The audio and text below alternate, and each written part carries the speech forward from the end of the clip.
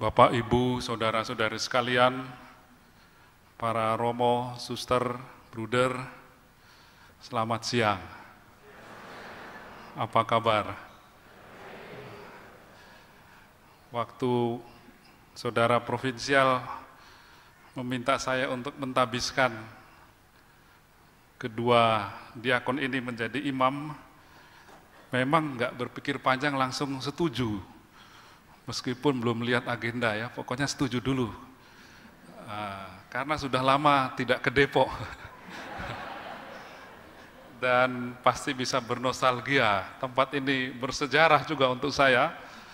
Karena dulu bersama Buder Tanto, Buder Wibin, teman angkatan itu dulu kaul pertama setelah novisiat di gereja ini. Sebelum gereja ini diresmikan waktu itu ya, jadi masih pembangunan, sebelum diresmikan sudah jadilah kita pakai dulu kata magister waktu itu, Skup Leo Labalajar. Jadi terima kasih saudara provinsial sudah mengundang saya. Setelah setuju baru kemudian pikir ada pekerjaan harus berkhotbah ini ya. Untuk orang-orang kota jadi agak susah. Saya biasanya di kampung-kampung, di pulau-pulau ya. Mau khotbah apa ini untuk orang kota di Depok ini. Tapi saya kira saya diselamatkan karena membaca bahwa pada awal bulan Februari yang lalu ada seminar internasional tentang imam atau tentang imamat. Dan pada pembukaannya Paus Fransiskus menyampaikan gagasannya, pandangannya tentang imamat itu ya. Saya ambil dari situ saja ya supaya lebih berwibawa karena dari Paus langsung ini ya, bukan hanya dari saya. Dalam kesempatan itu Paus Fransiskus mengatakan bahwa berkaitan dengan imamat itu beliau mengajukan apa namanya ini ya. Kalau mau disebut teologi juga bukan dalam arti yang ilmiah-ilmiah, teologi of closeness, atau bahwa kata kunci bagi seorang imam adalah tentang kedekatan. Kedekatan dengan Allah, kedekatan dengan umat Allah, kedekatan dengan rekan imam, dan dekat dengan uskup. Nah, saya mau ambil beberapa lah. Kalau 4 nanti kepanjangan khotbahnya ya. Yang pertama itu berkaitan dengan kedekatan dengan Allah. Paus Fransiskus menganggap ini hal yang sangat penting. Seorang imam, kata beliau, dipanggil pertama-tama untuk memelihara kedekatan ini, intimitas ini dengan Allah, dan dari relasi inilah ia akan menimba semua kekuatan yang diperlukan untuk pelayanannya. Sebaliknya, banyak krisis dalam imamat bersumber persis dari hidup doa yang buruk. Relasi yang tidak intim dengan Tuhan, nah ini kuncinya. Pereduksian hidup rohani pada praktek religius atau liturgi semata. Jadi Paus Fransiskus tahu ya bahwa para imam itu sebenarnya banyak melakukan aktivitas doa. Nah itu yang beliau mau mengatakan.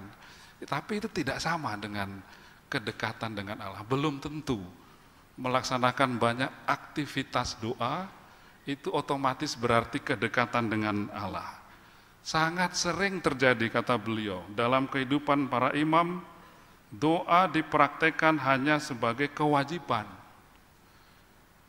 Lebih dari sekedar setia melakukan aktivitas doa. Jadi harus lebih dari itu. Karena beliau melanjutkan, kita lupa bahwa persahabatan dan kasih, seperti antar sesama tapi juga dengan Allah, tidak lahir sekedar dari menepati aturan-aturan, tetapi merupakan suatu pilihan hati yang mendasar untuk membangun relasi yang dekat itu. Tidak sama dengan sekedar melakukan aktivitas doa yang banyak. Itu yang beliau mau supaya diperhatikan. Karena beliau tahu juga ya, kalau jadi imam pasti misa setiap hari, ya, aktivitas liturgi juga banyak, tapi belum tentu itu berarti kedekatan dengan Tuhan. Beliau mengingatkan bahwa kalau tidak ada kedekatan seperti itu, maka seorang imam akan menjadi, ini istilah beliau, seperti pekerja sewaan yang akan kelelahan.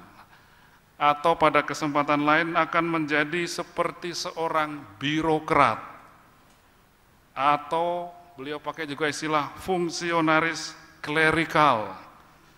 Atau juga menjadi sekedar sebagai pekerja mekanis dan bukan gembala yang terlibat dan berbela rasa.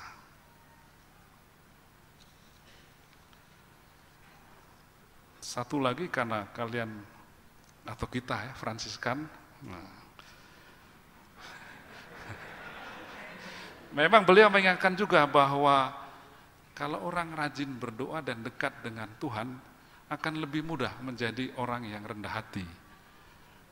Beliau mengatakan demikian, bahwa relasi yang intim dengan Allah membuat apa yang dikatakan Yohanes Pembaptis itu mungkin, ia harus makin besar dan aku harus makin kecil. Karena kalau kita ketemu dengan Tuhan, kita selalu akan mengalami diri sebagai orang yang besar, karena dikasihi apapun keadaan kita. Dan karena kita dekat dengan Tuhan, sudah biasa mengalami bahwa kita dihargai dan besar di hadapan Tuhan, maka kita akan menjadi mudah untuk menjadi kecil di mata dunia. Tidak terlalu gelisah kalau dianggap kecil di mata dunia, karena kita sudah biasa dianggap besar oleh Tuhan. Menurut Paus Fransiskus ya, bukan saya, jadi harus ikut ya.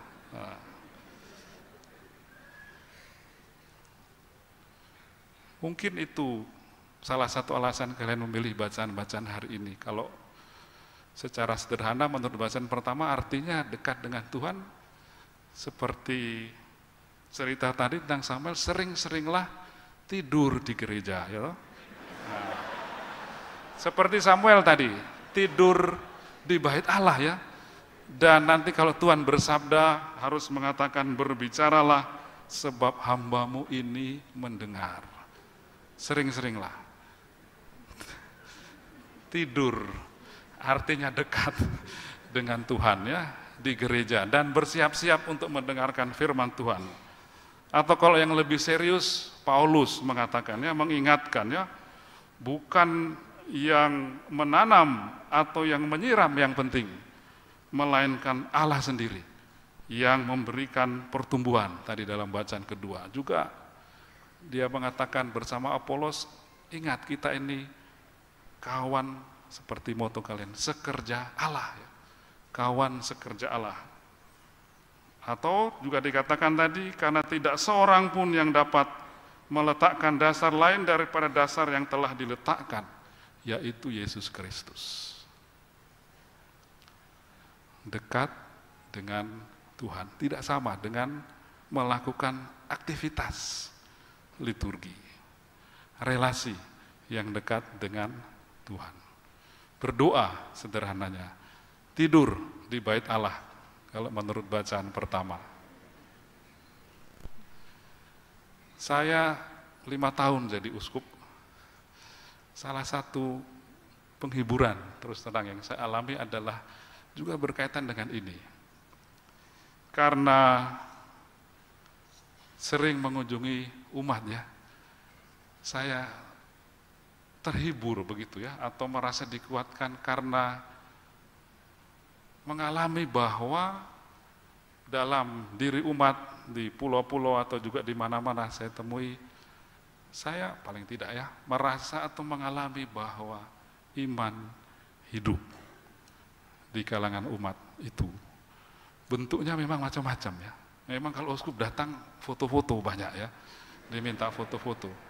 Tapi juga memang banyak yang datang untuk bersalaman, dan memang paling sering dimintakan adalah supaya uskup mendoakan mereka ya. Dan permintaan-permintaan doa itu disampaikan dengan iman, feeling saya begitu ya, yang sepertinya lebih kuat, lebih hidup daripada iman uskupnya sendiri ya. Ada yang minta didoakan supaya dapat pacar ya. Ada yang minta didoakan supaya bisa melahirkan karena sudah menikah lama dan belum dianugerahi. Ada yang ibu-ibu datang dengan perut sudah mengandung anak berapa bulan, minta diberkati anaknya yang masih dalam kandungan itu. Saya ragu-ragu juga mau berkati karena perut ini agak ragu-ragu ya mau datang. Ibu menarik tangan saya, harus kena perutnya itu ya untuk berkat itu ya. Nah, berkat supaya didoakan. Ada anak kecil ya yang umur masih SD saya kira, dia kelas 4 atau kelas 5 ya. Waktu ada acara krisma ramah tamah, tiba-tiba dia panggil saya ya, anak kecil itu. Mengajak ke tempat yang lebih sepi di dalam pastoran, nah, semua orang ikut acara ya. Dia bawa satu tas kresek itu ya. Lalu waktu sudah di dalam, dia tarik satu kursi supaya dia bisa naik di kursi itu supaya bisa sampai ke telinga saya ya. Lalu dia mengatakan, Bapak Uskup, ini ada roti dari mama. Nah, untuk Bapak Uskup, tolong doakan bapak saya karena sudah beberapa bulan ini tidak ke gereja karena malu kehilangan pekerjaan. Jadi tolong doakan supaya dapat pekerjaan dan tidak malu ke gereja. Gitu ya. Minta didoakan. Oh ya, saya doakan. Berapa bulan kemudian dapat telepon dari ibunya, terima kasih Bapak Uskup, suami saya sudah tidak malu ke gereja, tapi belum dapat pekerjaan. Ya, lumayan lah, setengah udah ya, dikabulkan. Jadi saya banyak belajar dari iman yang hidup di kalangan umat yang sederhana itu. Pernah juga ke keuskupan datang satu keluarga, musim durian waktu itu ya, membawa durian. Suami, istri, dan anak-anaknya makan durian bersama di keuskupan. Enak sekali memang ya, durian itu. Setelah selesai mereka pamitan, bapaknya ini, Bapak Uskup, kita sudah makan durian, terima kasih. Sekarang kami mau pulang, tapi saya minta hadiah. Sudah beri durian ya. Oh ya, minta hadiah apa? Saya ada banyak baju baru-baru karena diberi orang banyak. Enggak mau Bapak Uskup. Saya mau yang sudah pernah dipakai Uskup. Nah, yang baru enggak mau ya. Lalu istrinya di samping mengatakan, iya Uskup, dia itu ketua KBG, kalau di sini lingkungan mungkin ya, komunitas basis, tapi tidak pernah ke gereja. Jadi kalau pakai kaos Uskup mungkin dia bertobat, katanya begitu ya. Sudah lama kan khotbahnya ini? Nah. Terakhir satu lagi, di mana saya belajar dari umat. Pernah di Batam, kunjungan ya, mau pulang. Waktunya mepet ini, mau ke bandara ya. Sudah mau berangkat, datang lagi ada umat masih mau tanya sesuatu, sudah dilayani. Cepat-cepat, setelah itu ya sudah. Kemudian dengan bapak yang biasa mengantar, saya bilang, tolong ngebut sedikit ya, karena mepet waktunya ke bandara nanti terlambat. Oh ya Bapak Uskup. Naik mobil menuju bandara ya. Ngebut, tiba-tiba di tengah jalan kok dia minggir-minggir. Agak keluar dari badan jalan dan pelan-pelan berhenti. Kenapa? Saya mikirnya karena takut terlambat ya. Jam 3 Bapak Uskup, kita doa dulu kerahiman. Jadi saya mikirnya jangan sampai terlambat ya, dia mikirnya doa ya. Kalau jam 3 itu memang dia devosan kerahiman ilahi ya. Jadi jam 3 doa. Ya sudahlah, dengan menggerutu sedikit dan gelisah, Uskup ikut berdoa. Nah, dekat dengan Tuhan. Sering-seringlah tidur di rumah Tuhan.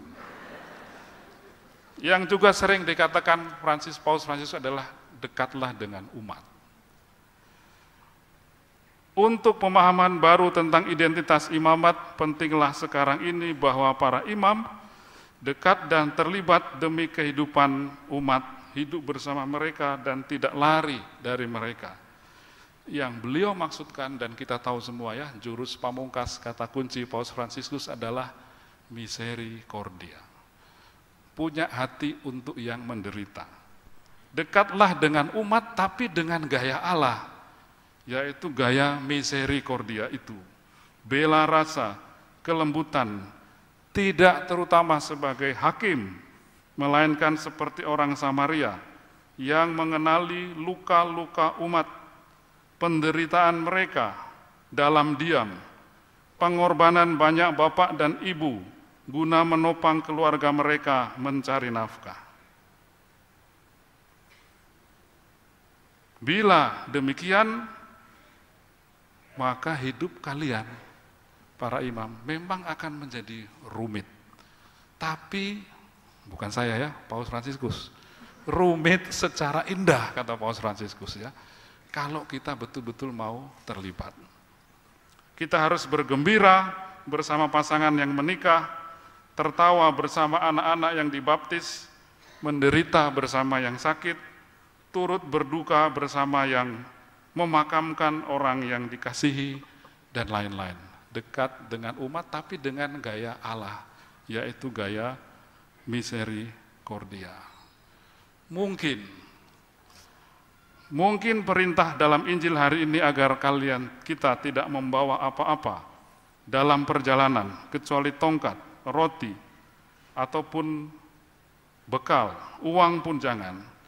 Mungkin bisa lebih membantu kita untuk dekat dengan umat dalam gaya misericordia, menjadi umat yang bisa lebih berbela rasa dengan umat, khususnya dalam penderitaan mereka. Misericordia, punya hati khususnya untuk yang sedang menderita.